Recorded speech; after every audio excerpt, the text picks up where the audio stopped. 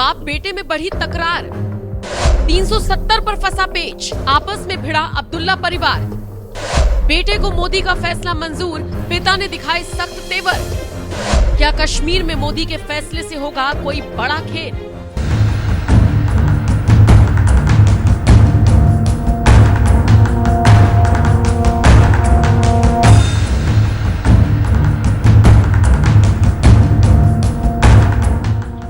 जम्मू कश्मीर में national conference और कांग्रेस की सरकार बनने जा रही है, इसमें कोई दो राय नहीं है।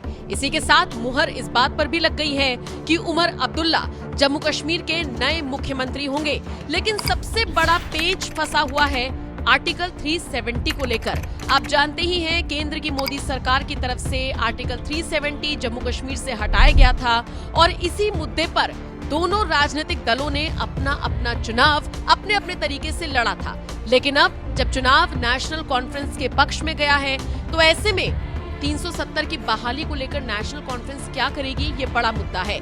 लेकिन इन सब के बीच उमर अब्दुल्ला इस बात को जानते हैं कि भले ही वो मुख्यमंत्री बनने जा रहे हैं, लेकिन पावर अभी भी एलजी के हाथ में ही है और इसीलिए केंद्र से उनको बनाए रखना होगा। नहीं तो केजरीवाल वाली गलती करेंगे तो जम्मू कश्मीर की जनता के लिए काम नहीं कर पाएंगे, लड़ाई में ही उलझे रह जाएंगे। शायद इसीलिए उमर अब्दुल्ला का तो बयान भी सामने आ गया है आर्टिकल 370 को लेकर, जिसमें उन्होंने कह दिया भाजपा से 370 बहाली की मांग करना मूर्खता है। हालांकि अब्दुल्ला ये भी कहते हुए नजर आए कि जब केंद्र में सरकार बदलेगी उस वक्त चर्चा करेंगे, अभी हमें मिलकर ही काम करना होगा।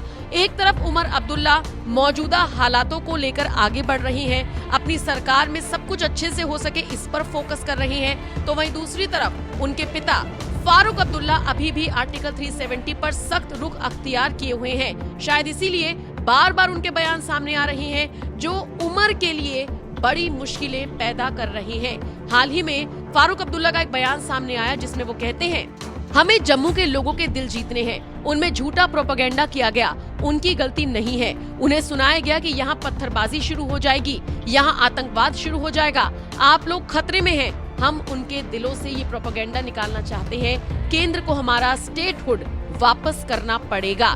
सिर्फ इतना ही नहीं, पाकिस्तान से बातचीत के सवाल पर भी फारूक अब्दुल्ला ने हाल ही में जवाब दिया। उन्होंने कहा, हमें अपने सभी पड़ोसियों के साथ अच्छे संबंध रखने चाहिए। पाकिस्तान से बातचीत शुरू करनी है या नहीं, ये हमारा नहीं, केंद्र सरकार का काम है। मुझे उम्मीद है कि केंद्र सरकार सार्क को फिर से शुरू करेगी ताकि हम खुशी से रह सकें। सुनिए फारूक अब्दुल्ला ने क्या कुछ कहा। गवर्नमेंट फॉर्मेशन बनने के बाद क्या कोलिशन गवर्नमेंट ऑफ इंडिया को पुश करेगी पाकिस्तान के साथ बात करने के लिए? ये हमारा काम नहीं, ये हमारा काम नहीं है, ये काम मरकज का है। जब जब हमने इलाक किया था भारत के साथ, उस वक्त भी फॉरेन अफेयर्स जो था, डिफेंस था, कम्युनिकेशन था, जो उनके हाथ में था। क्यों हम लोग एक और नफरत पैदा करें, गलत फहमियां पैदा करें? हम तो चाहते हैं कि भाईचारा पैदा हो, सारे हमारे पड़ोसी जो हैं उनके साथ हमारा अच्छा राब्ता हो। सार्क है, उम्मीद करूंगा हुकूमत हिंदुस्तान सार्क को फिर से शुरू करेगी कि हम लोग खुशी से रह सकें। हम बड़े भाई हैं इन सब मुल्कों के। गल्फ में जिस तरह की सूरत हाल बनी है, जिस तरह से इजराइल वहां पे लगातार एट्रोसिटीज कर रहा है, तो आप ये जानते हैं कि भारत सबसे बड़ा सपोर्टर था फलस्तीन का। 2 स्टेट फार्मूला जो था उसका बहुत बड़ा सपोर्टर था। अफसोस तो ये है कि अमेरिका को भी ये समझना चाहिए, always America wants that there should be some place for them so that they can have higher authority on the Middle East.